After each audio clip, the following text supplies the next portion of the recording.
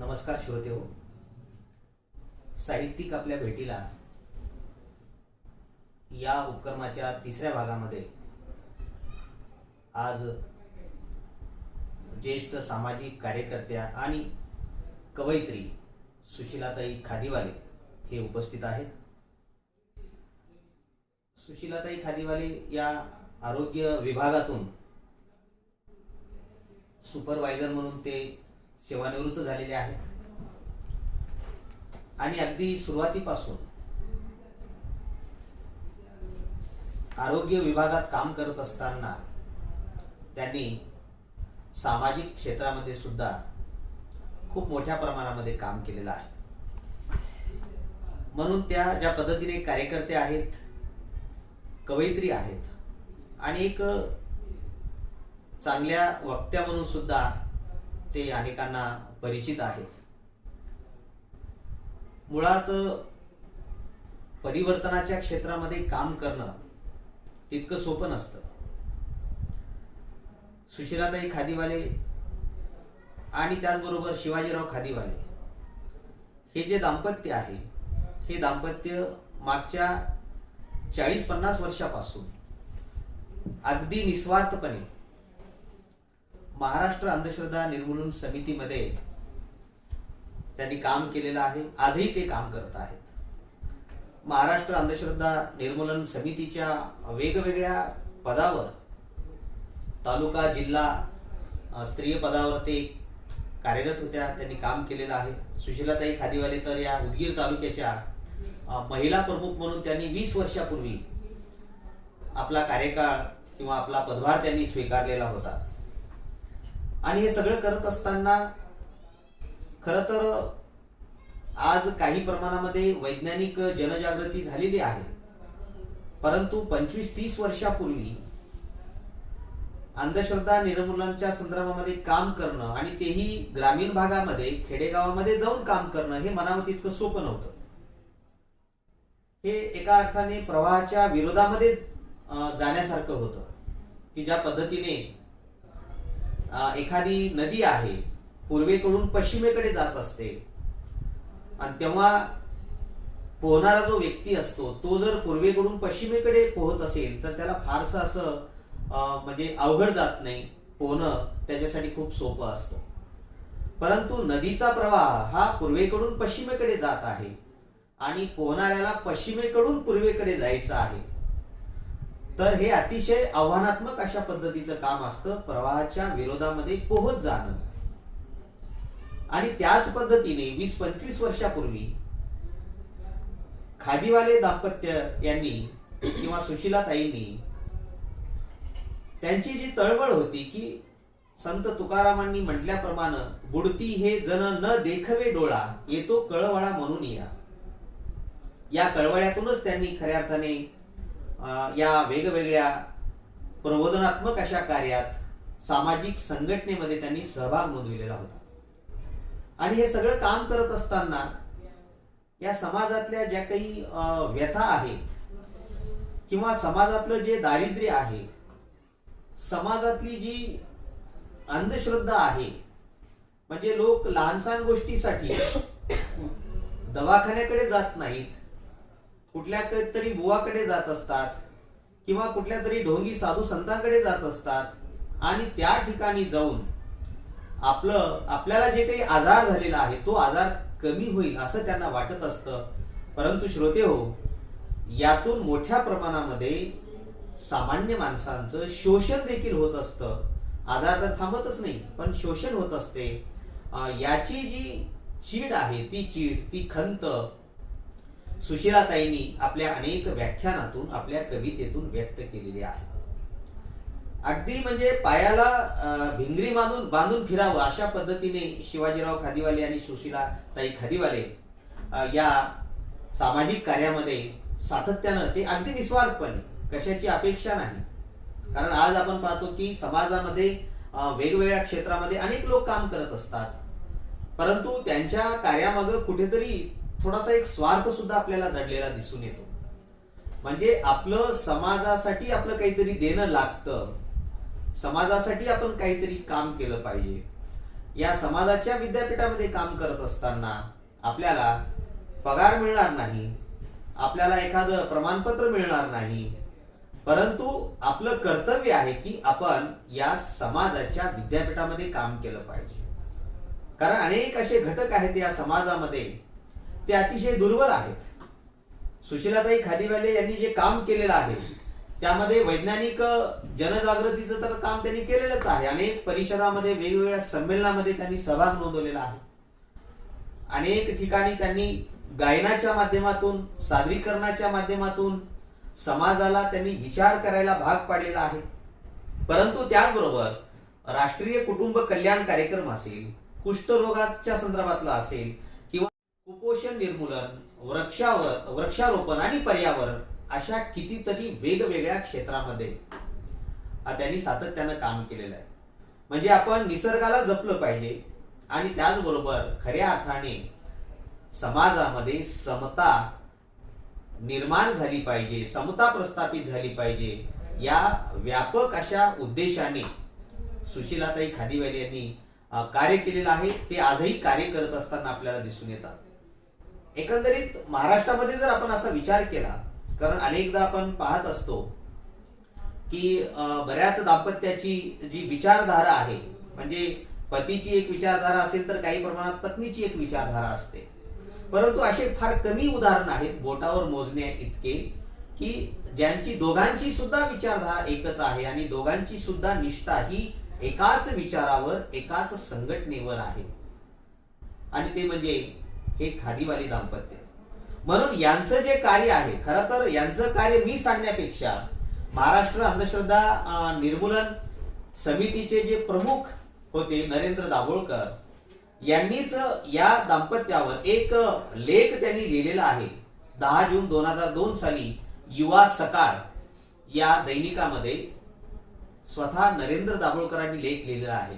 आणि त्या लेखामध्ये ते असं लिहितात, शिवाजीराव खादीवाले आणि त्यांची पत्नी सुशीला हे दोघेही अंधश्रद्धा निर्मूलन समिती उदगीरचे धडाडीचे कार्यकर्ते. त्यांच्या मुलाचे लग्न सत्यशोधकी पद्धतीने अगदी अलीकडेच उदगीर येथे मीच लावले. अण्णाभाऊ साठेंचा क्रांतिकारी वारसा खादीवाले पती पत्नी यांनी अगदी मनापासून प्रत्यक्ष आचरणात आणलेला आहे. अशा पद्धतीची प्रतिक्रिया युवा सकाळ या दैनिकामध्ये नरेंद्र दाभोळकरांनी व्यक्त केलेली आहे. एवढंच नाही, त्यांचं एकंदरीत या दाम्पत्याचं कार्य लक्षात घेऊन त्यांना एका पुरस्काराने सन्मानित केलेलं आहे. त्या पुरस्काराचं नाव आहे नरहरी राऊत स्मृती पुरस्कार. नरहरी राऊत स्मृती पुरस्कार, की हे पुरस्कार 2019 मध्ये देण्यात आलेला आहे, की जे दाम्पत्य खऱ्या अर्थाने निष्ठेने महाराष्ट्र अंधश्रद्धा निर्मूलन समितीमध्ये काम करत असते त्या दाम्पत्याचा गौरव या ठिकाणी करण्यात आलेला आहे. आणि त्यावेळेस समितीचे अध्यक्ष होते, ज्यांचं नुकतंच निधन झालेलं आहे, डॉक्टर ND पाटील. आणि त्याचबरोबर कार्याध्यक्ष आहेत त्यावेळेसही होते अविनाश पाटील. त्यांनी जो मानपत्र दिलेला आहे, त्यांचा जो सन्मान केलेला आहे, सन्मान करत असताना जे मानपत्र लिहिलेलं आहे त्यामध्ये ते असं लिहितात, महाराष्ट्र अनिष्टच्या कार्यात आपण नेहमीच सक्रिय आहात. सरकारी आरोग्य सेवेत आपण मनोभावे सेवा केलीत. आरोग्य जनजागृती बरोबर अंधश्रद्धा निर्मूलनाचा प्रचारासाठी आयुष्यभर तुम्ही धडपड करीत राहिलात. विधवा महिलांना सन्मान मिळावा या हेतूने अनेक विधायक उपक्रम राबविलात. महाराष्ट्र अंधश्रद्धा निर्मूलन समितीच्या विविध उपक्रम लढ्यात हिरिरीने सहभाग घेत आलात. स्वतः आंतरधर्मीय विवाह करून इतरांसाठी आदर्श ठेवलात. आंतरजातीय धार्मिक विवाहासाठी आपण नेहमीच प्रयत्नशील असता. आपण तिन्ही मुलांचा सत्यशोधकी पद्धतीने विवाह करून कृतीशील पाऊल टाकलात. आपल्या या कार्याचा आम्हास अभिमान वाटतो. कार्यकर्ता म्हणून आपण केलेल्या कार्याचा गौरव करण्याच्या प्रामाणिक हेतूने आपणास नरहरी राऊत स्मृती पुरस्कार 2019 प्रदान करताना आम्हास अति आनंद होत आहे. आपण त्याचा स्वीकार करावा. बघा श्रोते हो, एका महत्वाची अशी जी अंधश्रद्धा निर्मूलन समिती आहे महाराष्ट्रातली, त्या समितीच्या वतीने हा गौरव या ठिकाणी त्यांचा करण्यात आलेला आहे. म्हणून महाराष्ट्र अंधश्रद्धा निर्मूलन समितीमध्ये तनमन धनाने काम करत असताना सुशीलाताई खादीवाले यांना ज्या काही अनुभव आलेले आहेत, त्या अनुभवातून, कारण या संघटनेमध्ये काम करत असताना कार्यकर्त्यांची जी दृष्टी आहे ती दृष्टी डोळस असते. म्हणजे आपल्याला डोळे आहेत, सामान्य माणसाला डोळे असतात परंतु दृष्टी नसते. डोळे होती नव्हती दृष्टी, अशी अवस्था सामान्य माणसाची असते.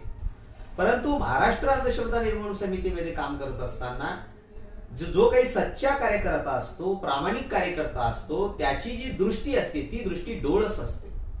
आणि ही डोळस दृष्टी असल्यामुळं सुशीलाताई खादीवाले यांना, त्यांनी जे या सर्व संघटनेत काम करत असताना, समाजामध्ये काम करत असताना जे निरीक्षण केलं समाजाचं, त्या निरीक्षणातूनच त्यांना काही कविता कदाचित सुचलेल्या असाव्यात.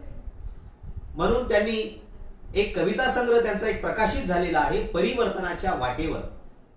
हा खरं तर एक प्रबोधनाचा जागर घालणारा तो कविता संग्रह आहे. कारण सुशीलाताई खादीवाले यांनी ठीक आहे 200, 250, 4-5 कविता संग्रह त्यांनी प्रकाशित केलेल्या नसतील. या परिवर्तनाच्या वाटेवर हा जो कविता संग्रह आहे 2004 साली तो प्रकाशित झाला. या कविता संग्रहामध्ये 30 कविता आहेत आणि त्यांच्या काही 40-50 कविता त्यांनी लिहून ठेवलेल्या आहेत. त्या सगळ्या कविता अप्रकाशित कविता आहेत. काही जात्यावरच्या ओवी त्यांनी लिहिलेल्या आहेत, काही पाळणा गीत त्यांनी लिहिलेले आहेत. सांगण्याचं तात्पर्य, कवितेची संख्या किती आहे एखाद्या कवीची, कवयित्रीची, त्याही पेक्षा त्यांची कविता समाजासाठी किंवा प्रबोधनासाठी किती महत्वाची आहे ते महत्वाचं असते. म्हणून सुशीलाताई खादीवाले यांना आपण साहित्यिक आपल्या भेटीला या उपक्रमामध्ये जे बोलवलेलं आहे, त्यामागचं एक महत्वाचं कारण म्हणजे त्यांनी केवळ कविता लिहिलेल्या नाहीत, तर त्या कवितेला, काही कवितेला त्यांनी स्वतःची चाल दिलेली आहे. त्यांच्या कवितेचं रूपांतर हे गीतामध्ये झालेलं आहे. म्हणून एक कवयित्री किंवा गीतकार किंवा गायिका असं जरी आपण म्हटलं तर चुकीचं होणार नाही. या सगळ्या भूमिकेच्या माध्यमातून समाजामध्ये जागोजागी वेगवेगळ्या उपक्रमाच्या माध्यमातून सुशीलाताई खादीवाले या कार्य करत असताना आपल्याला दिसतात. म्हणून हा जो कविता संग्रह प्रकाशित झालेला आहे, मी तुम्हाला हे सांगत होतो श्रोतेहो की कविता किती आहेत हे महत्वाचं नाही, तुम्ही लिहिलेल्या कविता हे खऱ्या अर्थाने समाजाला किती जाग करतात, समाजाला कोणता संदेश देतात, समाजाला त्या कविता किती अंतर्मुख करतात, समाजाला त्या कविता किती विचार करायला लावतात आणि त्या कविता समाजाला किती प्रमाणात प्रेरणा देत असतात, दिशा देत असतात, हे फार महत्वाचं असते. म्हणून सुशीलाताई खादीवाले यांच्या ज्या कविता आहेत, या कविता खऱ्या अर्थाने समाजामध्ये एक परिवर्तनाचा, समतेचा, बंधुत्वाचा किंवा राष्ट्रीय एकात्मतेचा जागर घालणाऱ्या त्या कविता आहेत. म्हणून परिवर्तनाच्या वाटेवर हे जे शीर्षक त्यांनी दिलेलं आहे ते अतिशय, त्यांचं एकंदरीत कार्य जर आपण पाहिलं तर ते शीर्षक या कविता संग्रहाचं आपल्याला समर्पक असलेलं दिसून येते. हा कविता संग्रह लातूर येथे जे काही महिला परिषद झालेली होती त्या परिषदेमध्ये, महिला जाहीरनामा परिषद लातूरमध्ये जे संपन्न झालेलं आहे, त्या परिषदेमध्ये या कविता संग्रहाचं प्रकाशन प्रसिद्ध असे नट डॉक्टर श्रीराम लागू यांच्या हस्ते या कविता संग्रहाचं प्रकाशन झालेलं होतं. आणि यावेळी महाराष्ट्र अंधश्रद्धा निर्मूलनाचे सर्वेसर्वा नरेंद्र दाभोळकर, प्राध्यापक डॉक्टर ND पाटील, मेधा पाटकर हे सगळे दिग्गज त्यावेळी त्या मंचावर होते. म्हणून हा जो कविता संग्रह आहे आजही लातूरमध्येच नाही की महाराष्ट्रामध्ये जिथे जिथे सामाजिक अशा पद्धतीचे कार्यक्रम होत असतात त्या ठिकाणी सुशीलाताई खादीवाले यांना आवर्जून असं सांगितलं जातं की ताई तुम्ही तुमची एक कविता सादर करा त्या कवितेमध्ये. कारण या कविता कपोल कल्पित नाहीत, या कविता वास्तववादी आहेत. समाजामध्ये ज्या काही घटना घडत असतात त्या सर्व घटना किंवा त्या घटनेवर भाष्य करणाऱ्या या कविता आहेत आणि त्यातून आपण कुठला तरी बोध घेतला पाहिजे, त्यातून आपण कोणती तरी शिकवण घेतली पाहिजे, या उदात्त भावनेने सुशीलाताई खादीवाले यांनी काही कविता लिहिलेल्या आहेत. मित्र हो की या कविता त्यांच्या आपल्याला तर ऐकायच्याच आहेत. मुळात आपण पाहतो की या कवितेच्या माध्यमातून प्रबोधन त्यांनी सातत्यानं केलेलंच आहे. परंतु तत्पूर्वी आपण थोडीशी एक त्यांच्याशी आपण चर्चा करू 5-10 मिनिट, आणि त्यानंतर मात्र आपण त्यांच्या ज्या कविता आहेत त्या कविता त्यांना सादरीकरण करायला आपण सांगणार आहोत. नमस्कार. नमस्कार. तर आपण चांगल्या पद्धतीने कविता लिहिलात, कारण आपल्या अनेक कविता मी सुद्धा वेगवेगळ्या कार्यक्रमामध्ये ऐकलेला आहे.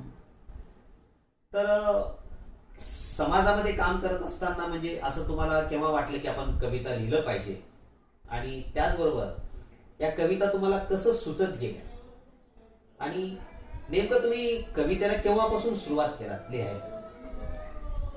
1966 ला मी कमलनगर येथे प्राथमिक शाळेमध्ये शिकत होते, आणि माझे एक सर प्रत्येक आठवड्याला एक ख्रिस्ती गाणं, धार्मिक गाणं ते तयार करायचे, नवीनच तयार करणार. मला असं वाटायचं की आपण सुद्धा काहीतरी करायला पाहिजे. किती सुंदर चाली लावतात, किती सुंदर गातात, त्याचा अर्थ किती छान आहे. असं ते गात असताना मला स्फूर्ती यायची फार, आणि मला असं वाटायचं की आपण सुद्धा लिहायला शिकावं. मग नेहमी ते आम्हाला शिकवायचे, गणित विषय शिकवायचे, पण त्यांच्या माघारी म्हणजे चर्च मध्ये गेल्याच्या नंतर त्यांची गाणं आम्हाला ऐकायला मिळायची. आणि ते कधी कधी आम्हाला सर सांगायचे की तुम्ही शुद्ध लेखन किंवा तुमचं अक्षर सुधारण्यासाठी काहीतरी कुठूनही एक 4 ओळी तुम्ही लिहून आणा. मग दरवेळेसच पुस्तकातून लिहिण्यापेक्षा आपण आपल्या मनानं लिहिलं तर काय म्हणतील सर म्हणू द्या. मग मी नेहमी अभ्यासाला, सर्व हॉस्टेलमध्ये शिकत होते, तर अभ्यासाला मी थोडं रूमच्या बाहेर जाऊन, गार्डन होतं आणि त्या बगीच्यामध्ये जाऊन मी बसायची हिरवळीवरती, आणि तिथे असे निसर्गातील म्हणजे छोटे छोटे गवती फुलं वगैरे असायचे, आणि शेजारीच एक बाभळीचं झाड होतं, आणि त्या बाभळीच्या झाडावरती मुंग्यांचा असं लाईन होती, एक ओळ होती पुष्कळ. आणि बायबलमध्ये एक असं वचन होतं की अरे आशा, मुंगीकडे जा, तिचे वर्तन पाहून तू शहाणा हो. ती किती शिस्तप्रिय आहे, आणि त्या शिस्तीचं तू थोडस अनुकरण कर. ती कधीच झोपत नाही, ती सतत कामात असते. अशा प्रकारचं वचन मी वाचलं, आणि मी म्हटलं आपण ह्या वचनावरच एखादी 4 ओळी लिहिलं तर काय लिहिलं. सर मला बोलू दे, जाऊ द्या म्हटले. आणि मला जसं येईल तसं वाकडी तिकडी बाबळ, त्याच्या मुंग्यांची ओळ रांग होती, पण मी अशी म्हणाले की वाकडी तिकडी बाबळ, त्याच्या मुंग्यांची ओळ. मुंगी किती लहान, तिची शिस्त किती महान. आर्या रे आळशा, जा जरा मुंगीकडे, आणि तिचं वर्तन पाहून तू जरा शहाणा हो. या 4 ओळी मी चांगल्या अक्षरामध्ये लिहून गेले, आणि मला सगळ्यांच्या वह्या बघितल्या, आणि माझी वही बघितली. म्हणजे सुशीला पांढरे माझं आडनाव. सुशीला, उभी राहा. ह्या ओळी तू कुठून लिहिलीस, कुठलं अनुकरण केलीस? मी सर कुठलंच अनुकरण केलेलं नाही, पण आम्हाला दर आठवड्याला चर्चमध्ये गेल्याच्या नंतर एक वचन पाठ करून या म्हणून सांगत होते. तर मी एक वचन पाठ केलं, नीतिस्तोत्राचं 6वा अध्याय आणि 6वं वचन. अरे आशा, मुंगीकडे जा, तिचे वर्तन पाहून तू शहाणा. हे वचन मी वाचलं, आणि त्याच्यावरून मला असं सुचलं की आपणही 4 ओळी लिहून पाहा. आणि मग वाकडी तिकडी बाबळ, त्याच्या मुंग्यांची ओळ. अरे अरे आशा, मुंगीकडे जा, तिचे वर्तन पाहून तू शहाणा. या कवितेचं त्यांनी इतकं प्रचंड कौतुक केलं की ही मुलगी 4थीला आहे, पण किती सुंदर कविता करते. आणि माझं तुला सांगणं आहे, तुला ख्रिस्ती गाणी लिहिता येतात का? हो सर. तुला गाता येतं का? हो सर. मग तू मला लिहून दाखव, आणि इथून पुढे तू गाणी करण्याचं आटास म्हणजे तू करच, प्रयत्न कर. चुकत असतील, यमक चुकत असेल, कुठं काही चुकत असेल, चुकू द्या, पण त्या तुझ्या गाण्यामधून तुला काय संदेश द्यायचा आहे तो स्पष्ट दिसेल. तेव्हापासून मी कविता पुष्कळ ख्रिस्ती गाणी लिहिलेली आहेत, मी तुम्हाला सांगितलेले. आणि लहान बालगीतं पुष्कळ लिहिलेले आहेत, आरोग्यावरती पुष्कळ लिहिलेले आहेत. मी मोजले नाही, तुम्ही मला अचानक प्रश्न विचारला त्याच्यामुळे मी मोजून सर तुम्हाला सांगू शकले नाही. पण जे लिखाण आहे सर्वात माझी म्हणजे मी खरंच आळशी आहे म्हटलं तरी चालेल. मला विषय सापडला की मी त्याच्यावरती कविता करते. आणि त्यातल्या त्यात एखादा आवाज कुणाचा ऐकला, कुणाचं जर चाल मी ऐकली, आत्मसात करणार आणि त्याच्यावरती आपण गाणे लिहिणार. म्हणजे ही सवय मला लागली आणि तेव्हापासून मी कविता करण्याचा मला छंद निर्माण झाला. सर जेव्हा माझं लग्न झालं 1971ला माझं लग्न झालं, त्याच्यानंतर मी माझं स्वतःच शिक्षण केलं. पुन्हा मॅट्रिक झाले, 9वीलाच लग्न झालं, पुन्हा मी माझं शिक्षण केलं. आणि खादीवाले साहेबांसंगती माझा विवाह 18 जून 1971ला झाला. आणि त्याच्यानंतर मी 72ला ट्रेनिंगला गेले, 9वीलाच ट्रेनिंगला गेले. 9वी पास झालेली नर्स मिडवाईफ म्हणून मी झाले. आणि त्याच्यानंतर 5 वर्ष ट्रेनिंग केल्याच्या नंतर मला प्रमोशन मिळणार होतं. आणि 35 वर्ष नोकरी करून मी या खात्यामध्ये कवी म्हणून, गीतकार म्हणून जरी माझी ओळख असली तरी पण समाजाला, आरोग्य खात्याला माझ्या गीताचा भरपूर असा फायदा झालेला आहे. त्याच्यामध्ये म्हणजे तुम्ही 4थीला असताना कविता लिहायला सुरुवात केली, म्हणजे मुलीची कविता सांगितलं जातं. साधारणतः म्हणजे वयाच्या 8व्या-9व्या वर्षापासूनच, हो जरा थोडीशी मोठीच होते सर, 10-12 वर्ष तेव्हापासून कविता लिहायला सुरुवात केला. हो सर. मग नंतर तुम्ही चळवळीमध्ये काम करत असताना पुन्हा काही कविता खूप लिहिलात तुम्ही. खूप लिहिल्या.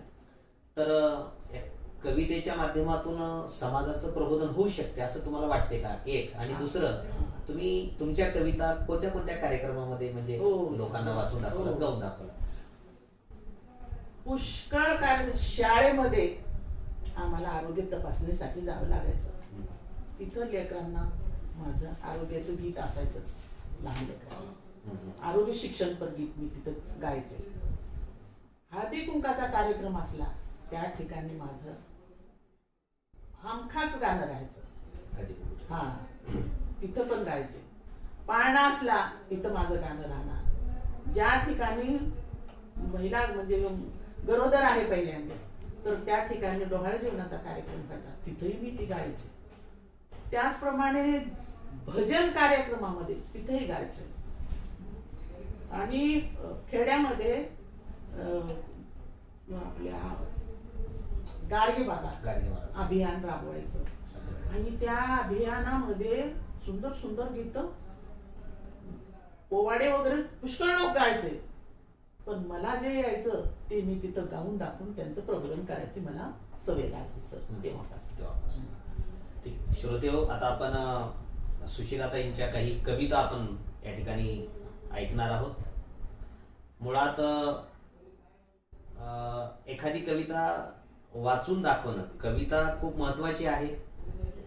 कवितेमध्ये काव्यगुण आहेत, कविता समाजाचं प्रबोधन करते, हे सगळं खरं आहे. पण जेव्हा ती कविता आपण वाचून दाखवतो तेव्हा त्याची वातावरण निर्मिती फारशी होत नाही, समाधानकारक होत नाही. परंतु जेव्हा तीच कविता गाऊन दाखवली जाते, त्या कवितेला चाल दिली जाते, तेव्हा निश्चितच समोरचे रसिक श्रोते हे अंतर्मुख होत असतात. श्रोते हो, सामान्य माणसं किंवा अनेकांचं नरड असते, परंतु जे चांगलं गातात त्यांचा गळा असतो. म्हणून सुशीलाताईचा खरंच गळा आहे. त्यांनी खूप चांगल्या पद्धतीनं कविता, त्यांच्या अस्वलिखित कविता ते सादर करत असतात, गाऊन दाखवत असतात. मी सुशीलाताईंना विनंती करतो की आपण आपल्या काही कविता आमच्या श्रोत्यांसाठी आपण या ठिकाणी सादर कराव्यात. नमस्ते सर्वांना. मी माझी प्रथम ज्या कवितेनं मी माझे हे पुस्तक सुरुवात केली, त्या पुस्तकामध्ये विवेक ही कविता 1 नंबरची आहे. आणि ही कविता मी 2005ला औसा येथे मी एका शिबिरामध्ये तिथं गाऊन दाखवले. त्या ठिकाणी सगळे विद्यार्थी होते, सर्व शिक्षक लोक होते आणि त्या ठिकाणी पहिली कविता मी तिथे सादर केली. म्हणजे अंधश्रद्धा निर्मूलनाच्या अंतर्गत मी पुष्कळ कविता केलेल्या आहेत, पण दाभोळकर सरांच्या समोर मी एकदाही गाऊन दाखवलं नव्हतं. मग सर मी बावगे सरांना म्हणाले की सर मला एक कविता म्हणायची. हा मग तुम्ही म्हणून दाखवा.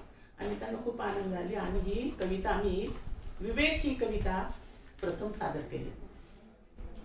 या कवितेला विवेकच नाव का द्यावं लागलं? मनुष्याला ज्याला विवेक बुद्धी आहे त्याला चांगलं आणि वाईट काय आहे याची निवड करण्याची शक्ती या विवेकामध्ये आहे. आपल्या मनाला, या संपूर्ण जनाला नुसतं भावतं, ते पटलं जात नाही.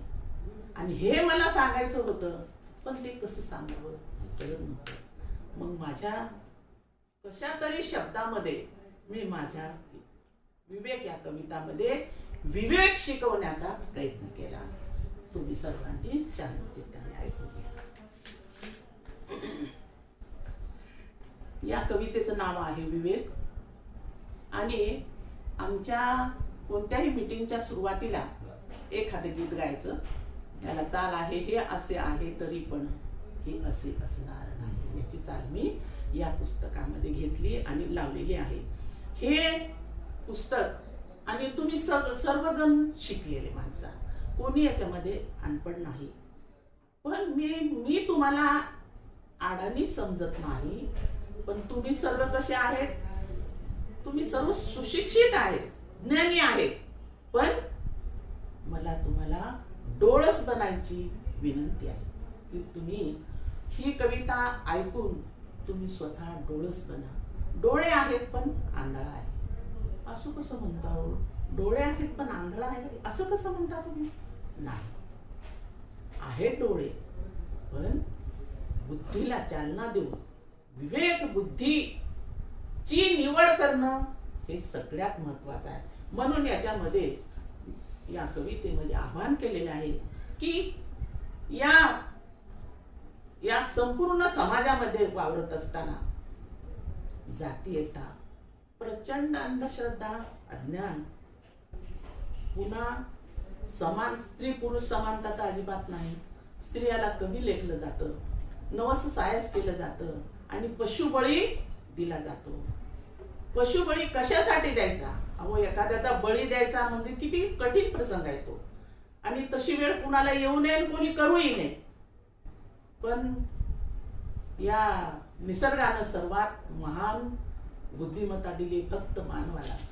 आणि मानवाने विवेक बुद्धीने जर खरा संसार मांडला तर अगदी सुखमय होईल. मी माझ्या कवितेला सुरुवात करत आहे. मी ही ज्ञानी आहे तरी पण डोळस मी बनणार आहे. विज्ञानाची कास धरुनी सत्य मी घेणार आहे. शाहू फुले आंबेडकरांचे विचार मी घेणार आहे. जातीयता अन वितंडवाद हा तो इथे मिटणार आहे. भोंदू तू ज्योतिषांच्या थापा बळी पडणार नाही. अज्ञानाला सारुनिया विवेकी मी बनणार आहे. धर्म कर्म वेद चिकित्सा मी इथे करणार आहे. व्रत वैकल्याचा ध्यास मी इथे घेणार नाही. पुरुष नारी सम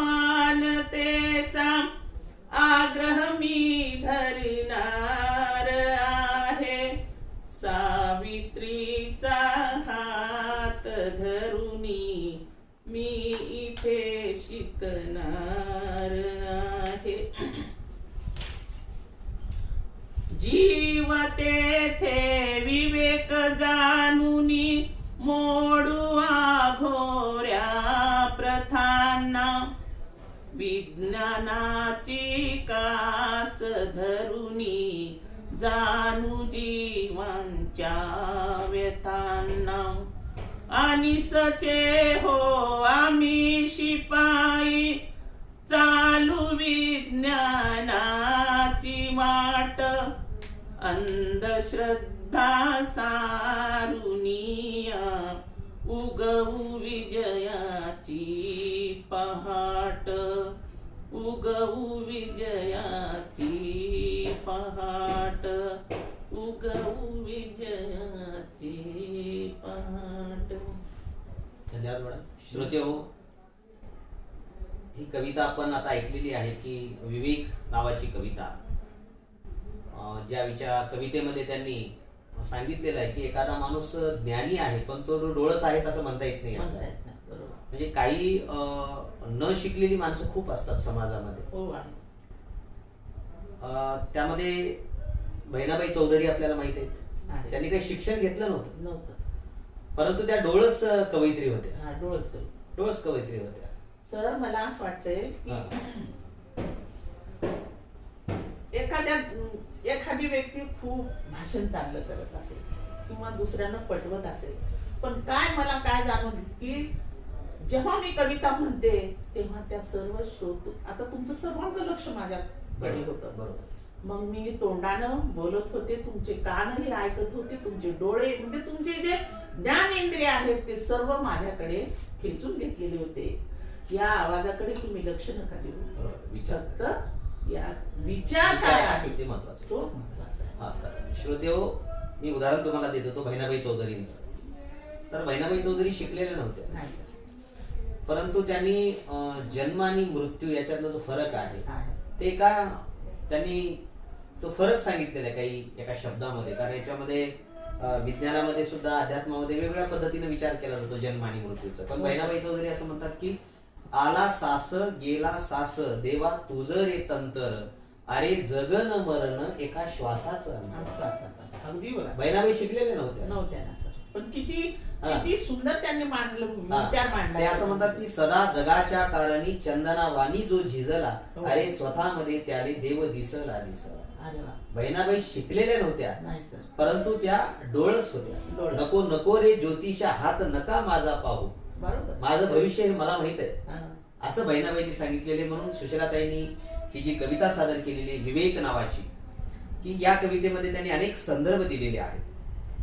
त्यामध्ये खूप मोठ्या प्रमाणात समाजामध्ये आपल्याला जातीयता सुद्धा पाहायला मिळते. एक साधं सोनसळे नावाचे कवी आहेत, ते असं म्हणतात की लोक जातीसाठी माती खातात परंतु मातीसाठी कोणी लढतच नाही.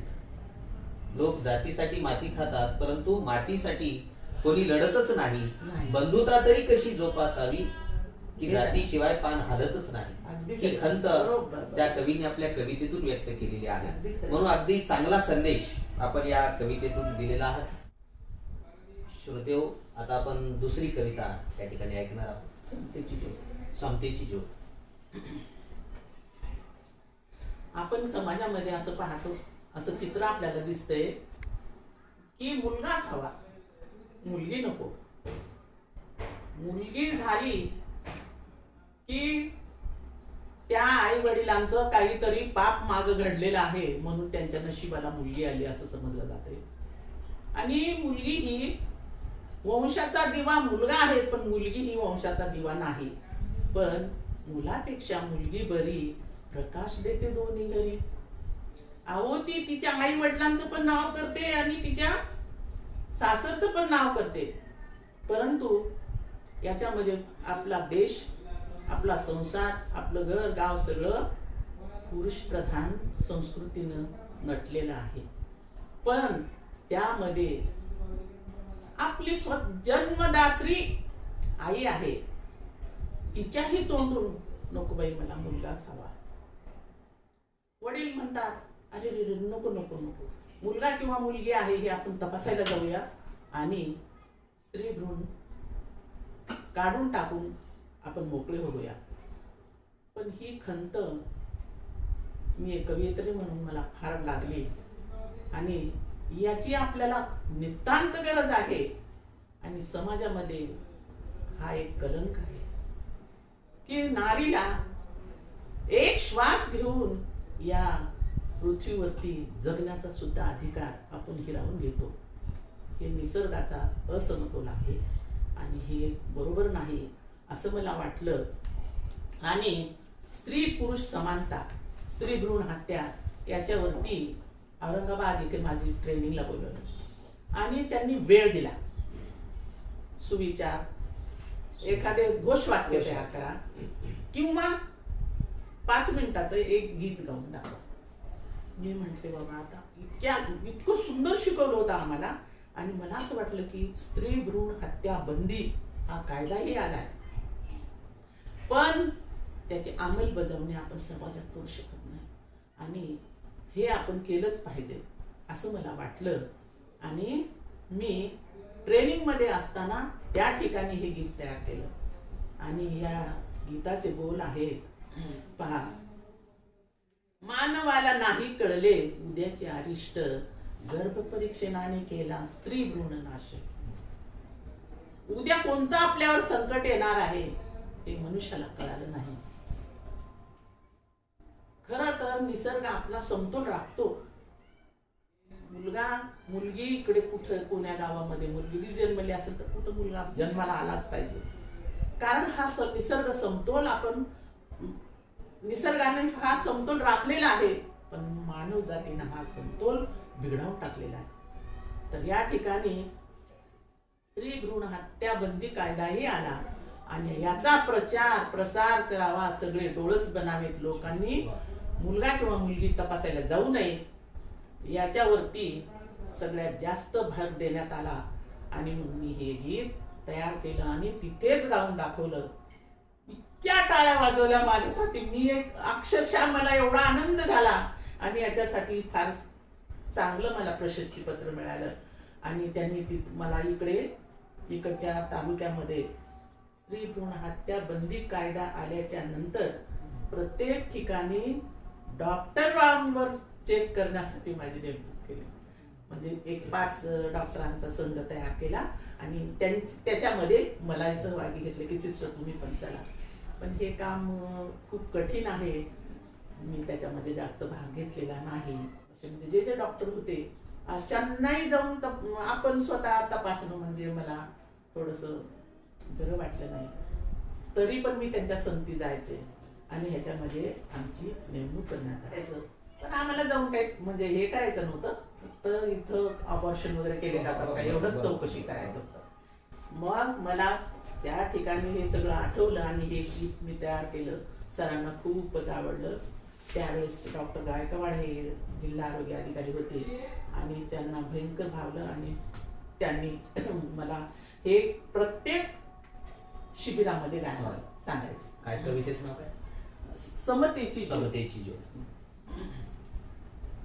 याची चाल आहे. विठ्ठलाच्या पायी विठ झाली बरोबर.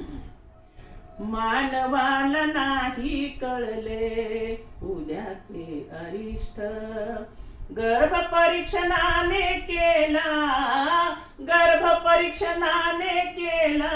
स्त्री भ्रूण नाश. मानवाला नाही कळलं उद्याचे अरिष्ट, स्त्री भ्रूण हत्या करूनी काय प्राप्त झाले. स्त्री पुरुष विषमतेचे दृश्य पुढे आले. पित्यानेच का हो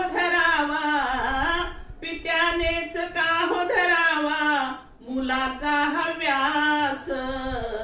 मानवाला नाही कळलं उद्याचे अरिष्ट, मुलीचा घात पित्याने गर्भात केला.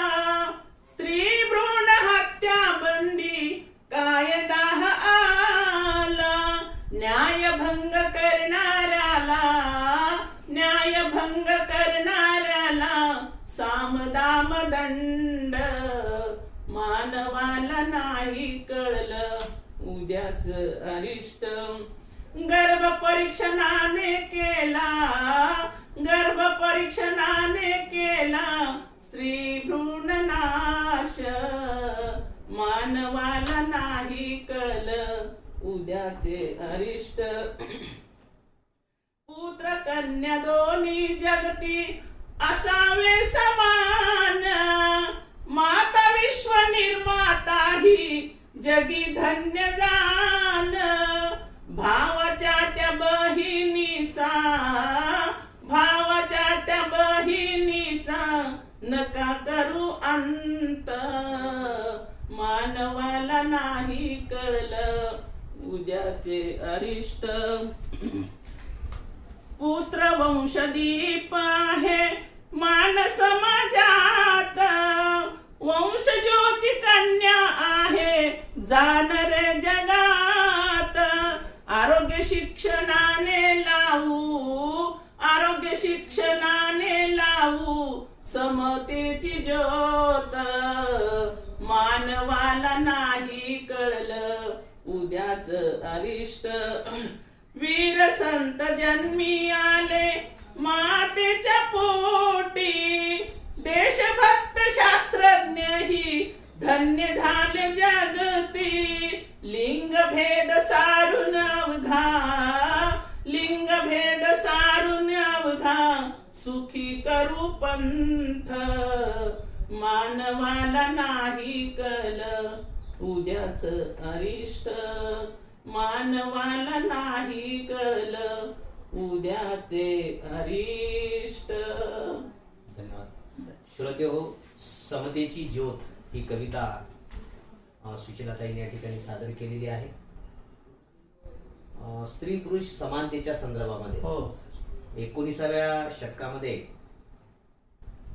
ताराबाई शिंदे यांनी एक निबंध लिहिला. त्या निबंधाचं नावाचं आहे स्त्री पुरुष तुलना. त्यांचं म्हणणं आहे की पुरुष श्रेष्ठ आहेत, स्त्री श्रेष्ठ आहे असं काही म्हणू नका, हे सगळे समान आहेत, समान असं तुम्ही म्हणा. आणि श्रोतेहो, आपल्याला माहित आहे की आपण जर पाहिलं जेव्हा संत ज्ञानेश्वर निराश झालेले होते तेव्हा मुक्ताबाईंनी ज्ञानेश्वरांना उपदेश केलेला आहे, तुम्ही तारुणी विश्व तारा, ताटी उघडा ज्ञानेश्वर. किंवा वारकरी संप्रदायामध्ये जनाबाई असेल किंवा अलीकडे जर आपण पाहिलं जिजाऊ असेल, रमाई असेल, सावित्रीबाई फुले, कितीतरी उदाहरणं आपल्याला देता येते की या सर्व महिलांनी किंवा विज्ञानाच्या क्षेत्रामध्ये जर आपण पाहिलं कल्पना चावला असतील, यांनी एक आपल्या कार्याच्या माध्यमातून वेगवेगळ्या क्षेत्रामध्ये क्रांती केलेली आहे. म्हणून एकीकडे आपण असं म्हणतो की यत्र नरेस काय रमनते तत्र देवता, यत्र नारेस्तू रमनते तत्र देवता म्हणतो, स्त्रीला असं आपण देव वगैरे म्हणत असतो. परंतु दुसरीकडे मात्र स्त्रीची अवस्था काय आहे, एकीकडे स्त्री आणि पुरुष ही एकाच गाडीची दोन चाकं आहेत असं म्हणतो, परंतु कुठंतरी एक चाक हे छोटं झालेलं आहे असं आपल्याला दिसून येते. म्हणून एका कवीने असं म्हटलेलं आहे की समान मानव माना स्त्रीला, समान मानव माना स्त्रीला, तिची अस्मिता खुडू नका, दासी म्हणून भजू नका आणि देवी म्हणून पूजू नका. स्त्रीकडे आपण माणूस म्हणूनच पाहिलं पाहिजे, अशा पद्धतीचा आशय त्या कवीने आपल्या कवितेतून व्यक्त केलेला आहे. यानंतर मी विनंती करतो की आपण आमच्या श्रोत्यासाठी दुसरी एक कविता सादर करावी. माझ्या कवितेचा आशय तुम्हाला सारखाच वाटेल, पण थोडं बहुत त्याच्यामध्ये सांगण्यासारखं आहे. आताची जी कविता होती ती स्त्री पुरुष समानतेबद्दल होती. स्त्री भ्रूण हत्याबंदी करू नये आणि त्याची जिम्मेदारी ही त्या वडिलांनी घ्यायला पाहिजे आणि स्त्रीवरती तिच्या गर्भपात करून घेण्यासाठी त्याची स्वतःच मत लादू नये, असा आशय त्याच्यामध्ये होता. आता विज्ञानाचा जागर हे गीत आहे. याच्यामध्ये किल्ल्यामध्ये धनाचा हंडा आहे आणि तो काढायला जावा लागेल आपल्याला, अशी समाजामध्ये धारणा आहे आणि लोक ते धन काढण्यासाठी प्रयत्न करतात. धन कसं जीवदान द्यायचा आणि मग धन काढून घ्यायचं, म्हणजे धनाचा हांडा कुठं आहे हे ह्याचाही शोध घेतला जातो. आणि रोग दुःख हे जर आले तर दैवी शाप आहे असं सांगतात, परंतु रोग हे एखाद्या जंतूमुळे होतात हे आपल्याला माहित नाही, अस्वच्छतेमधून होतात हे आपल्याला माहित नसतं. आता आपल्या जेवणामध्ये आहार पद्धती आहेत, तर त्या सुद्धा चुकीच्या पद्धतीने आपण करणं, त्याला धुणं किंवा उकडून भाज्या फेकून देणं हेचही सुद्धा अज्ञान आहे. तसं रोग जंतू पसरण्याचं कारण म्हणजे त्याला रोगाचे जंतूच लागतात. तर साप जर चावला तर मला स्वतःला माहित आहे, 1988 साली मी आतनूर गावी होते आणि त्या ठिकाणी सांगते तुम्हाला की एका माणसाला साप चावला आणि त्याला मंत्र ठोकायला भैरवाच्या मंदिरामध्ये टाकण्यात आलं. मी इतकी कळकळून मी सांगायला लागले, तुम्ही ते ठेवू नका तिथं, तुम्ही तुमच्या मनामध्ये भाव ठेवा, तुम्ही यश मागा परमेश्वराला, तुमचं मन शांत होईल, पण कृपा करून त्याला दवाखान्यात घेऊन जा. आणि जेव्हा मी खिळदला होते 1978ला, त्यावेळेस मात्र तिथला एखादा राम केंद्रे म्हणून मुलगा मेला आणि आतनूरला आल्याच्या नंतर त्या लोकांना मात्र मी माझे स्वतःचे पैसे काढून दिले 250 रुपये आणि गाडी करून इथे मी सरकारी दवाखान्यामध्ये आणले. मग त्या ठिकाणी डॉक्टरांची मीटिंग चालू असताना सुद्धा डॉक्टर लकोटिया बाहेर आले आणि त्यांनी त्या माणसाला उपचार केला, त्याला वाचवलं. मग मला स्वतःला धन्यता वाटली माझ्या जीवाला. त्याचे आई वडील एकुलता एकच मुलगा होता, त्याचे आई वडील हाटले माझ्या पाया पडायला लागले. मी म्हंटल माझ्या पाया पडू नका, तुम्ही सरांना देव समजा, सरांना श्रेष्ठ व्यक्ती समजा, पण असा विनाकारण अंधश्रद्धेच्या पाठी जाऊन जीव तुम्ही घाण ठेवला असता, गेला असता त्याचा जीव, पण इथं वाचवला.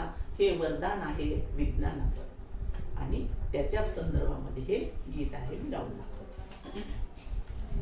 विज्ञानाचा जागर जनात करीन, जागे व्हा म्हणेन मी, जागे व्हा म्हणेन, जागे व्हा म्हणेन मी, जागे व्हा म्हणेन.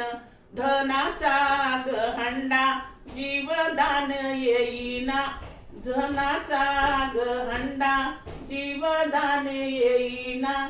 आघोऱ्या उपायाची फिर्याद शासना, जागे व्हा म्हणेन मी, जागे व्हा म्हणेन.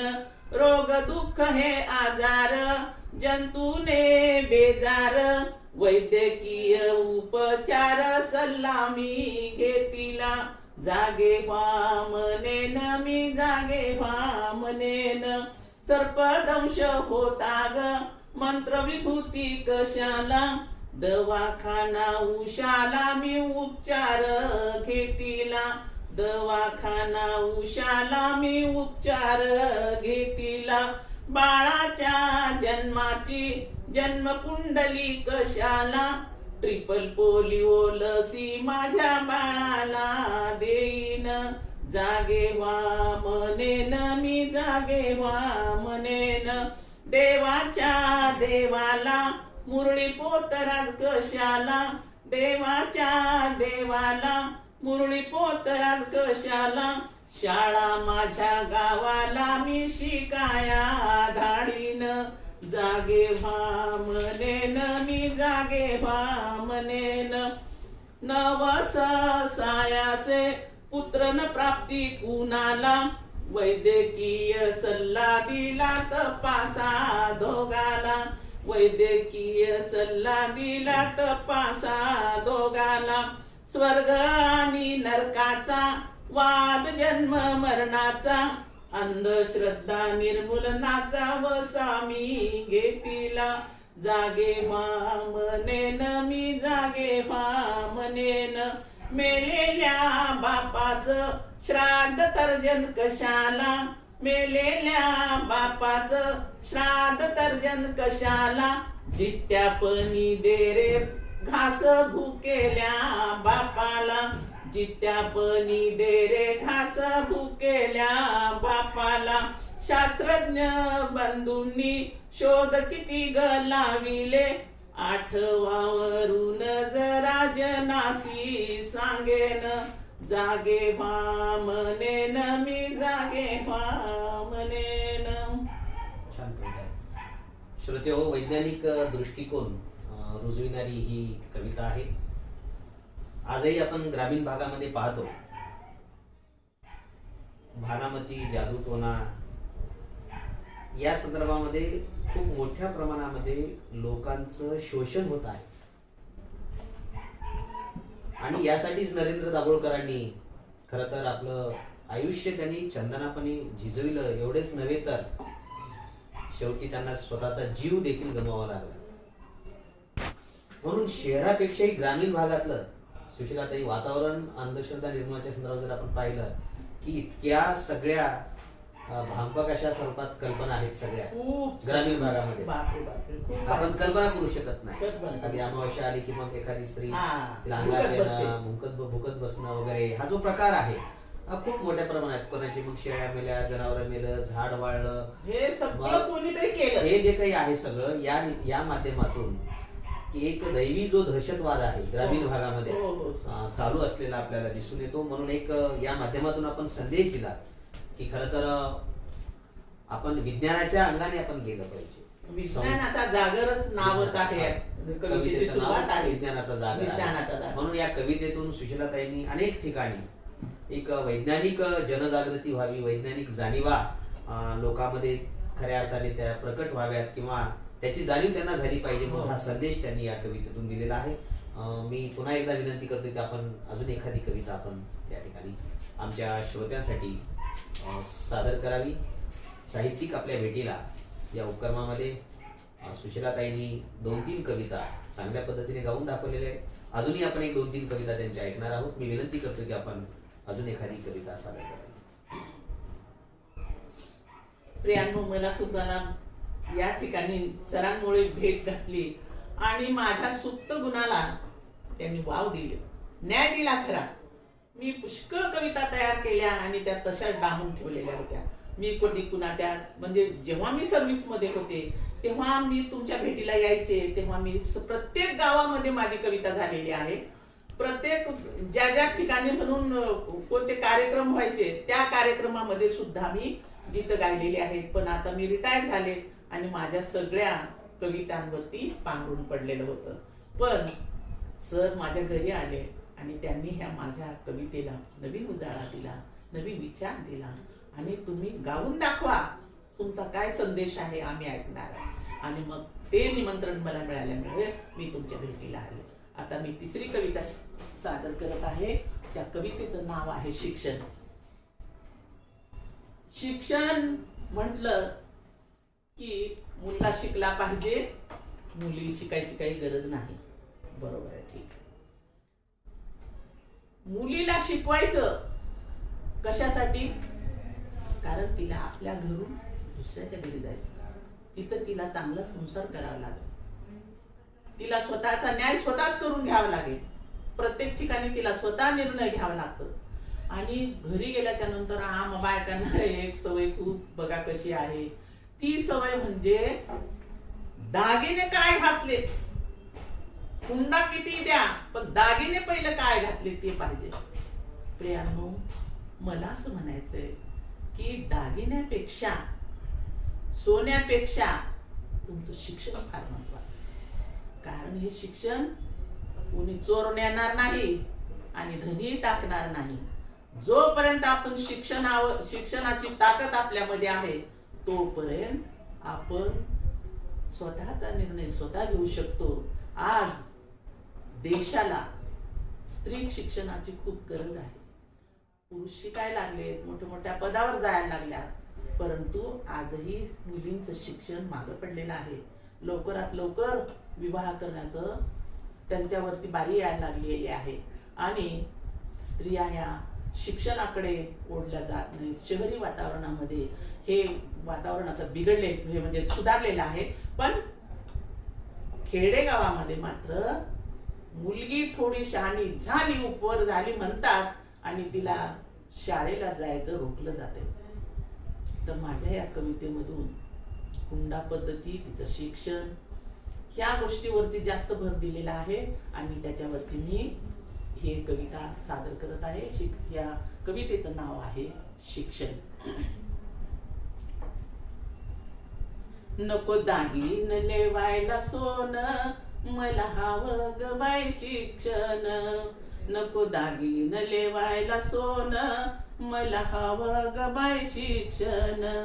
मी आडानी राहणार नाही, मी हुंडा देणार नाही. माझ्या बापानं घेतली आन, माझ्या बापानं घेतली आन, मला हवं ग बाई शिक्षण. रीत हुंड्याची आघोरी मोडा, पोरी शिकायला शाळेत धाडा. करू डॉक्टर वकील छान, करू डॉक्टर वकील भान, मला हवं ग बाई शिक्षण.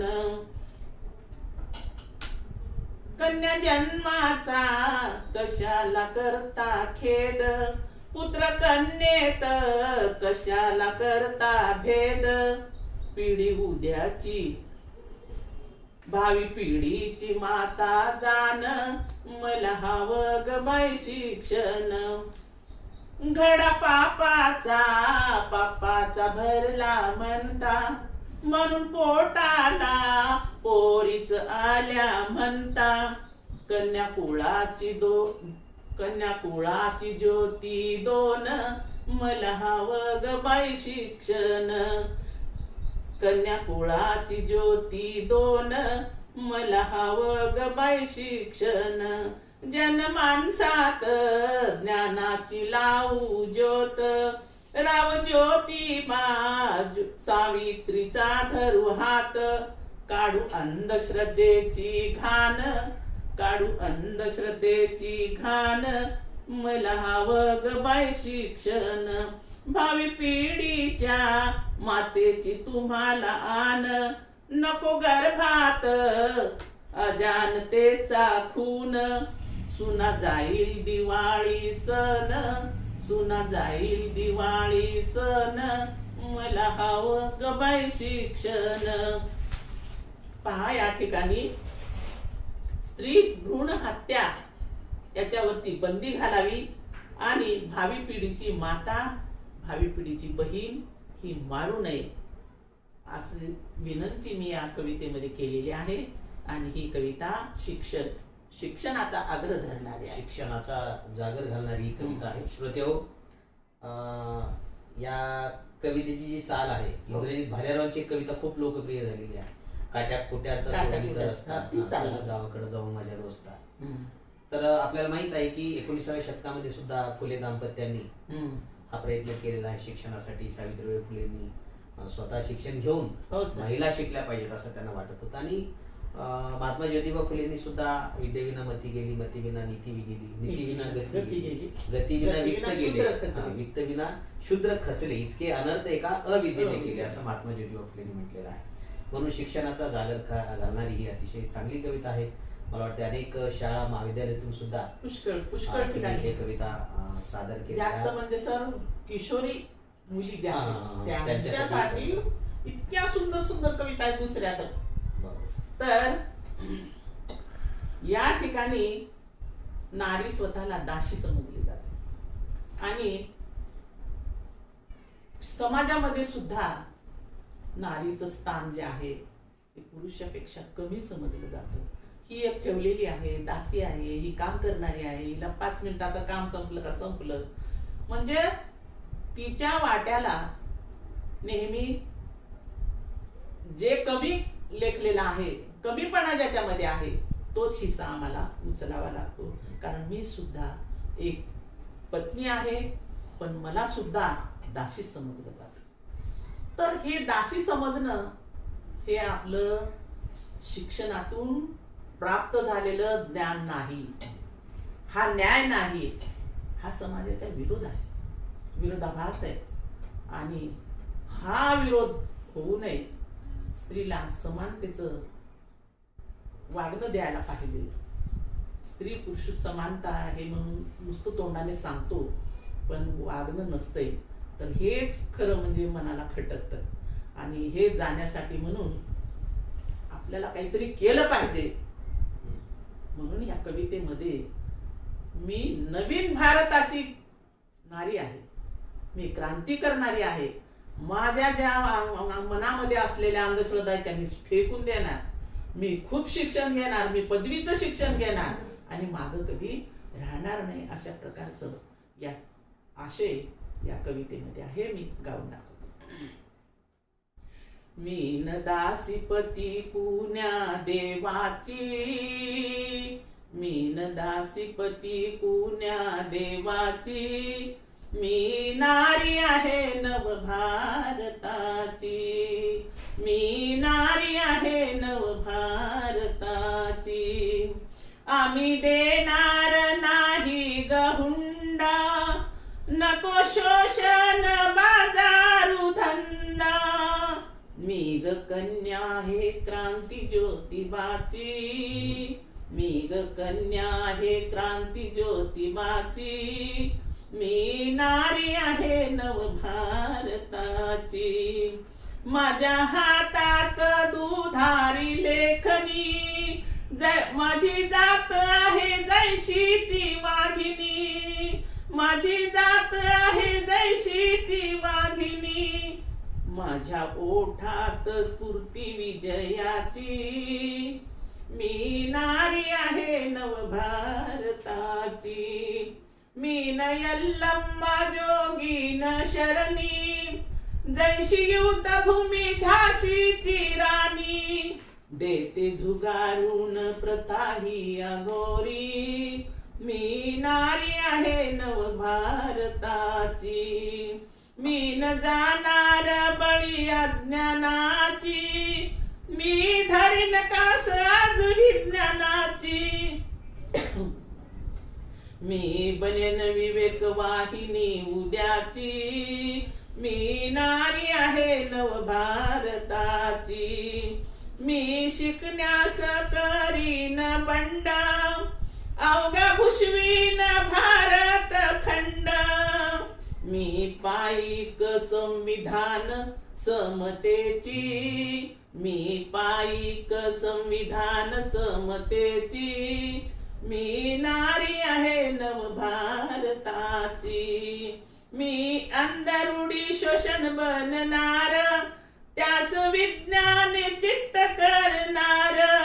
मी दिशाभूल रोखणार बुवाची, मी नारी आहे नव भारताची. मी घडवीन क्रांती जनात, मी करीन शांती समाजात. मी बंड करीन गुलामी विरोधी, मी नारी आहे नव भारताची.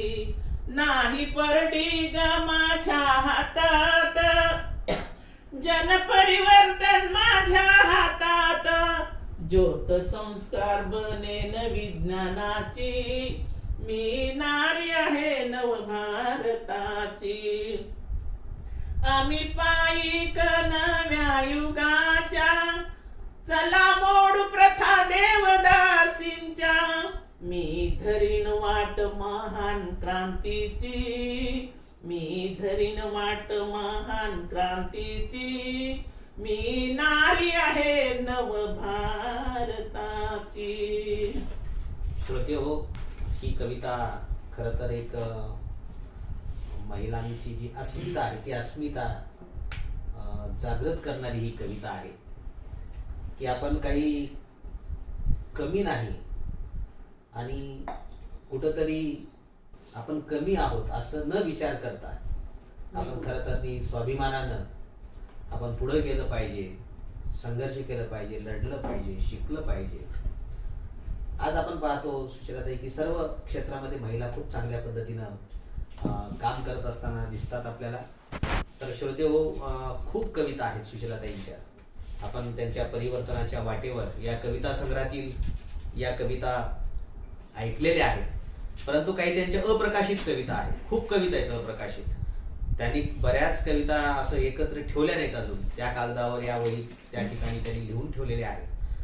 आता आज आपण या भागामध्ये समारोपाकडे जात असताना त्यांच्या ज्या काही अप्रकाशित कविता आहेत त्यामध्ये एक दोन कविता, कारण खूप वेळ झालेला आहे म्हणून दोन कविता आपण ऐकणार आहोत, ज्या कविता पुस्तक रूपाने आलेल्या नाहीत, प्रकाशित झालेल्या नाहीत.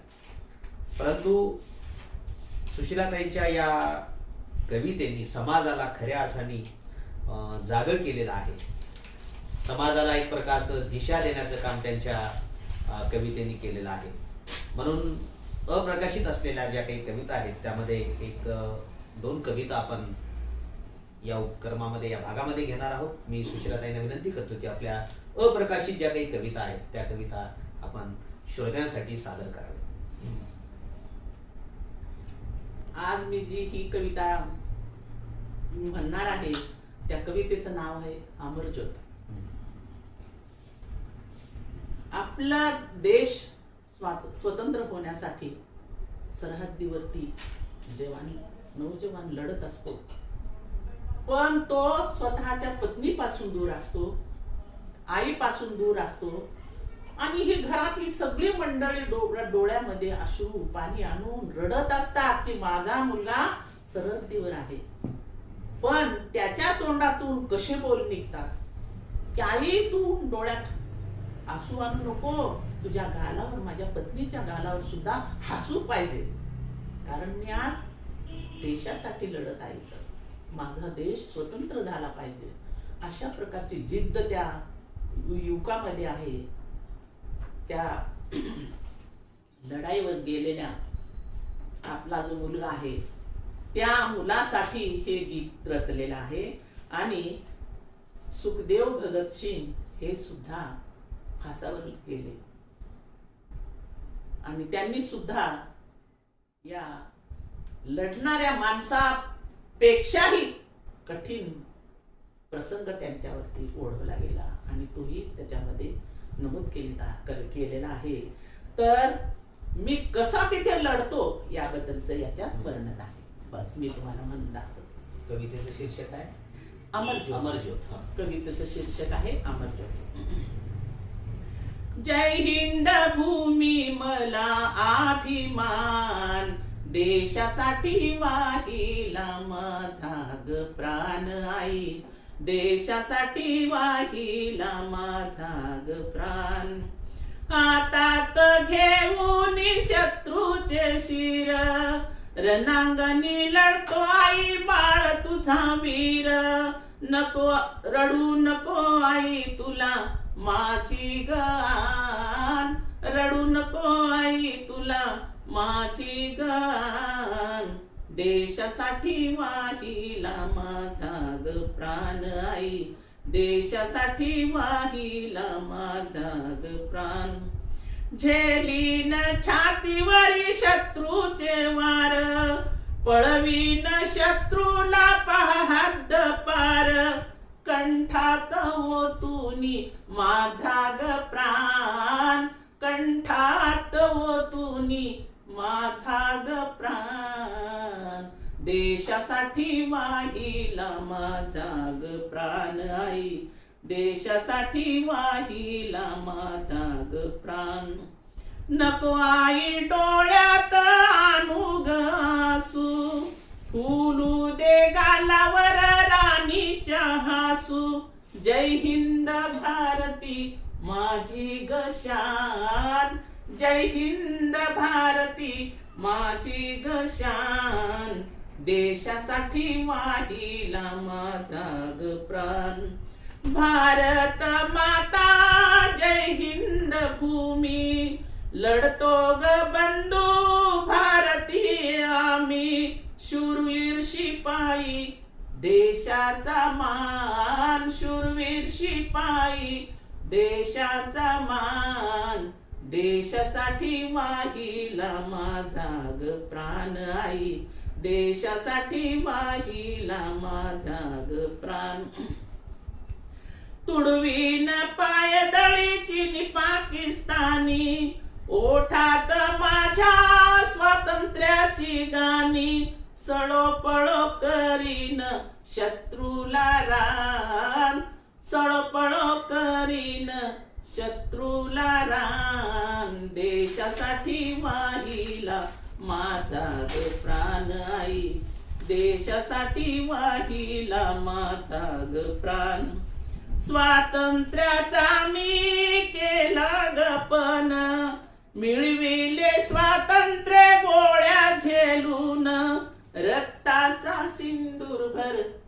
राणीला सांग, रक्ताचा सिंदूर भर राणीला सांग, देशासाठी वाहिला माझा ग प्राण.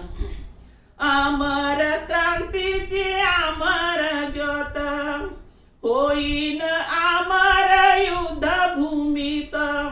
अशोक चक्र मला मिळे सन्मान, अशोक चक्र मला मिळे सन्मान, देशासाठी वाहिला माझा ग प्राण.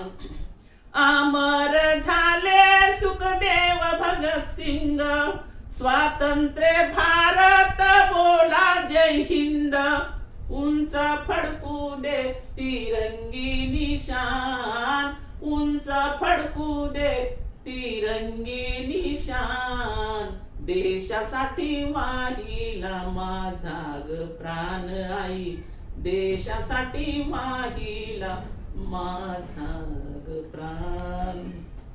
श्रोते हो, ही एक क्रांतिकारी कविता, देशभक्तीवर आधारित, एक सैनिकांना प्रेरणा देणारी, हो. सैनिकाच्या आईला प्रेरणा देणारी, बळ देणारी ही कविता आहे.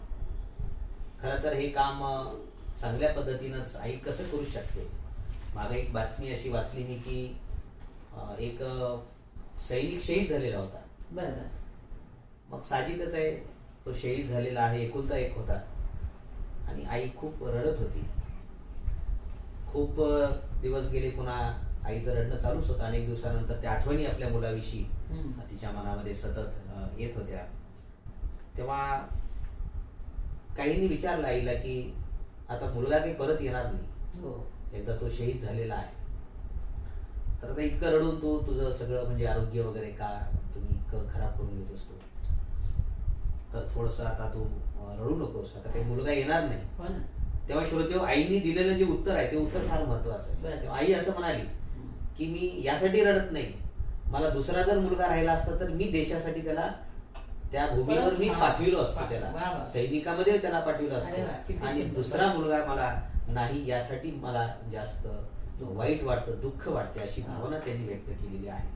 अनेक कविता आहेत. कुसुमाग्रजांची नाही, कुसुमाग्रजांची क्रांतीचा जय जयकार नावाची कविता आहे. एक क्रांतिकारकांच्या त्या ओठावरचं ते गाणं आहे की कशास आई भिजविशी डोळे, उघड तुझे ते भाल, रात्रीच्या गर्भात असे उद्याचा उशाकाल, सरणावरती आज आमुची पेटतात प्रेते, सरणावरती आज आमुची पेटतात प्रेते, उठतील त्या ज्वालातून भावी क्रांतीचे नेते, लोह दंड तव पाया मदले, लोह दंड तव पाया मदले, खळा कळा तुटणार, गरजा जय जयकार क्रांतीचा, गरजा जय जयकार. ही कुसुमाग्रजांची कविता सुद्धा त्या काळामध्ये की एक सैनिकामध्ये आत्मविश्वास निर्माण करणारी, त्यांच्या कुटुंबामध्ये आत्मविश्वास निर्माण करणारी कविता त्यांनी लिहिलेली होती. अशीच एक कविता आपण लिहिलात निश्चितच. ही एक प्रेरणा देणारी अशा पद्धतीची कविता आहे. त्यानंतर आपण एक आता शेवटची कविता आपण घेऊ. तर श्रोत्यांसाठी मी आता सुशीलाताईंना विनंती करतो की अनेक कविता त्यांनी सादर केलेल्या आहेत. दुसरी अप्रकाशित अशी कविता, कारण आपण प्रकाशित कविता सगळ्या पाहिलेल्या आहेत, तर त्यामध्ये त्यांच्या अनेक अप्रकाशित कविता आहेत की ज्या कविता त्यांनी ठिकठिकाणी गाऊन दाखवलेल्या आहेत किंवा त्या कविता लोकांसमोर त्यांनी सादरही केलेल्या आहेत, परंतु त्या कविता अनेकांना वाचायला मिळालेल्या नाहीत, अप्रकाशित कविता आहेत. म्हणून आपण एक शेवटची कविता या ठिकाणी पाहणार आहोत. मी सुशीलाताई यांना विनंती करतो की आपण आपली अप्रकाशित स्वलिखित अशी एक कविता, शेवटची कविता आपण आमच्या श्रोत्यांसाठी सादर करावी. बंधू भगिनींनो, तुम्ही माझी ही कविता या ठिकाणी आपल्या उदगीर गावामध्ये म्हणजे शहरामध्ये ही आपली परिषद झाली होती. त्या परिषदेमध्ये मी ही कविता गाऊन दाखवलेली आहे. आपले भालकीच्या पाटील आले बसव परिषदेला, महाराष्ट्र बसव परिषद 7वी का काहीतरी 2009 मध्ये झाली परिषद. तर त्या परिषदेमध्ये हे प्रथमच गीत गायलेलं होतं आणि हे गीत सुचलं म्हणजे कसं, मी रिक्षामध्ये चालले होते आणि मला मुडके सरांनी म्हटलं होतं की तुम्ही एखादी गीत गा, तुम्ही प्रसंग आला तर गाव. आता मी म्हटले माझ्याजवळ पुस्तक नाही, कविता कशावर लिहू. अक्षरशः माझं ओळखपत्र जे असतंय ना तर झेरॉक्स केलेलं होतं, त्याच्या पाठीमागे रिक्षामध्ये जाताना ही कविता अशी म्हणजे स्वाच्या अक्षरामध्ये सुद्धा नव्हती आणि ती कच्चीच लिहून घेऊन गेले. आणि मी माझ्या स्वतःची चाल लावली आणि त्या ठिकाणी अप्रतिम हे झालं. म्हणजे याला जरा स्वर, तबला, पेटी असल्याच्या नंतर थोडस जास्त म्हणजे वातावरण निर्मिती होते. तर ही कविता जी आहे तिचे बोल आहेत, तू परिवर्तनाचा धागा धागा सारा समाज होईल जागा. मानवा, तू एक परिवर्तनशील धागा आहेस आणि तू गप्प बसायचं नाही. हा धागा विणत जा विणत जा विणत जा, त्याची सुंदर शाल तयार होईल. जे जे म्हणून लेखक असतील ते सगळे परिवर्तनाचे धागे आहेत, बोलणारे धागे आहेत ते. आणि त्याच्यापासून एक विण तयार होणार आहे आणि हा समाज बदलायला वेळ लागणार नाही.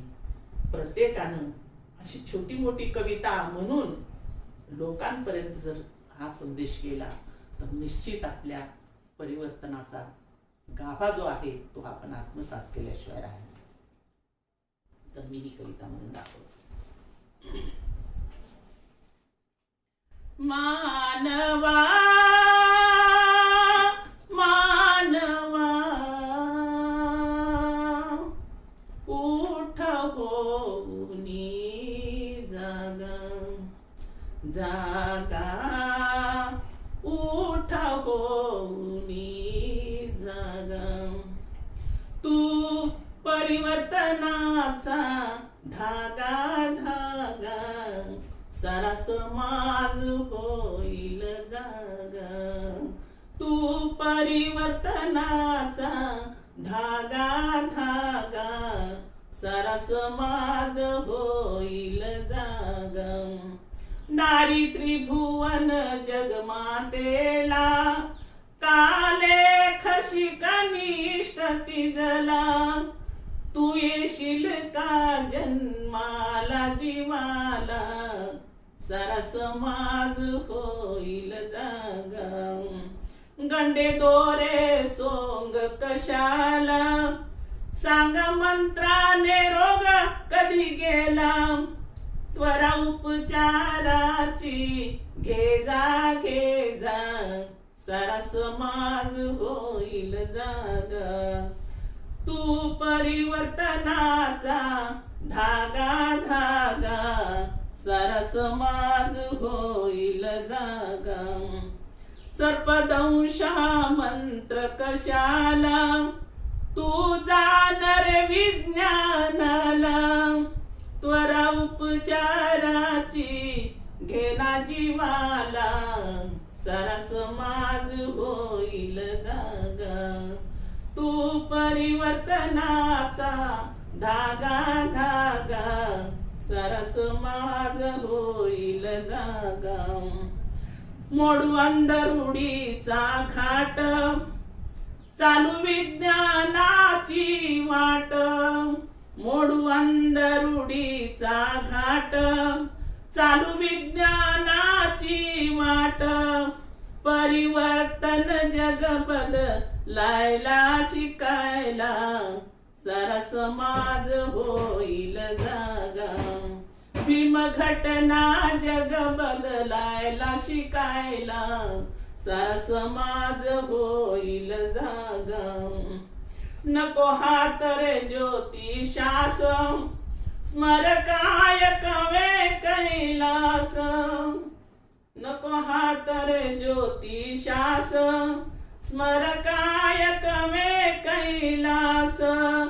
बसव वचनामृत जगी सांगा सांगा सारा समाज होईल जागा. तू परिवर्तनाचा धागा धागा सारा समाज होईल जागा. धन्यवाद. श्रोतेहो, जवळपास 1 तासापासून आपण सुशिलाताई खालीवाले यांच्या यांची मुलाखत आपण साहित्याच्या अंगाने आपण घेतली, चळवळीच्या अंगाने आपण घेतली. आणि आपलं महत्वाचं जे प्रयोजन आहे या उपक्रमामागचं, की साहित्यिकांनी आपल्या कविता सादर केल्या पाहिजेत, कथाकारांनी आपलं कथाकथन केलं पाहिजे, जेणेकरून अलीकडच्या नवोदित विद्यार्थ्यांना, महाविद्यालयातल्या विद्यार्थ्यांना एक प्रेरणा मिळेल त्या निमित्तानं. म्हणून हा आपण उपक्रम राबवित आहोत. तो परिवर्तनाचा धागा, सारा समाज जागा जागा होईल जागा.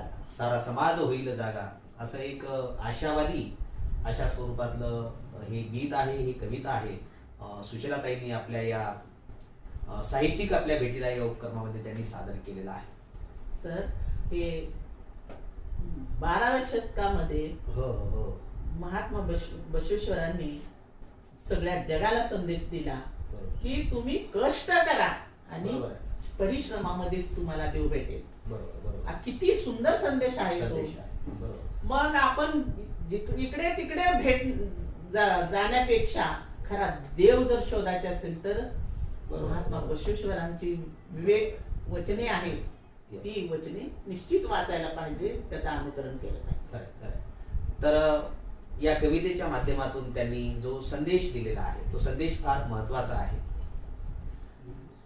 श्रोते हो, एखाद्या झोपलेल्या माणसाला आपल्याला जाग करता येतं असं म्हणतात, ते बरोबर आहे. हो. परंतु झोपेचं जे सोंग घेतलेल्या माणसाला आपल्याला जाग करता येत नाही. परंतु आज समाजामध्ये आपण पाहतो जी सज्जन माणसं आहेत ती फारशी असे सक्रिय नाहीत, नाही. आणि जे दुर्जन आहेत ते सक्रिय झालेले आहेत, हो, आणि आहे. सज्जन हे निष्क्रिय झालेले आहेत. त्यामुळे समाजामध्ये ही सगळी वातावरण किंवा वेगळं असं निर्माण झालेलं आहे. म्हणून समाजात स्वातंत्र्य, समता, बंधुता, राष्ट्रीय एकात्मता, मानवता ही मूल्य, संस्कार, ही सगळी मूल्य रुजली पाहिजेत. आणि विषमता, अंधश्रद्धा, जातीयता, धर्मांधता ही सगळी मूल्य नष्ट झाली पाहिजेत. यासाठी सुशीलाताईंनी आपल्या कवितेच्या माध्यमातून खरं तर त्यांनी जागर सातत्यानं घातलेला आहे. श्रोते हो, 70 पेक्षा अधिक वय असताना देखील सुशीलाताईचा जो आवाज आहे, त्यांनीच म्हटलेलं आहे की आवाजापेक्षाही शब्द महत्वाचे आहेत. हो सर. परंतु याही वयामध्ये त्यांनी अगदी पहाडी आवाजामध्ये आपल्या ज्या काही कविता आहेत त्या कविता आपल्यासाठी त्यांनी सादर केलेल्या आहेत. आणि या सगळ्या कविता आपल्याला एक प्रेरणा देणाऱ्या आहेत. आणि समाजाचं प्रबोधन झालं पाहिजे, ही जी तळमळ आहे, ही तळमळ सुशीलाताई खादीवाले यांच्या काव्य लेखनामागे, यांच्या साहित्याच्या लेखनामागे असलेली आपल्याला दिसून येते. तर धन्यवाद सुशीलाताई. मागच्या 1 तासापासून जवळपास आपण या उपक्रमामध्ये, मुळात संमेलनाच्या निमित्तानं उदगीरचे साहित्यिक कोण कोण आहेत की जे फारसं साहित्याच्या व्यासपीठावर, साहित्यिकांच्या मंचावर आले नाहीत, विचार मंचावर आले नाहीत, चळवळीमध्ये खूप काम करतात, परंतु ज्या ठिकाणी आपण हे कवी आहेत वगैरे असं म्हणत असतो, अशा ठिकाणी ज्यांचा फारसा परिचय नाही त्यांचाही आपण शोध घेतला पाहिजे. या हेतूनेच मी आपल्याकडे आलो होतो. आणि आपणही खूप चांगल्या पद्धतीने या उपक्रमामध्ये आपल्या कविता सादर केला, गाऊन दाखवलात. आणि निश्चितच आपल्या कविता ऐकून अनेकांना यातून एक प्रेरणा मिळेल, दिशा मिळेल, असा एक आत्मविश्वास मला वाटतो, असा एक आशावाद खरंच या आपल्या भेटीतून निर्माण झालेला आहे. पुनश्च एकदा मी आपले आभार मानतो. धन्यवाद.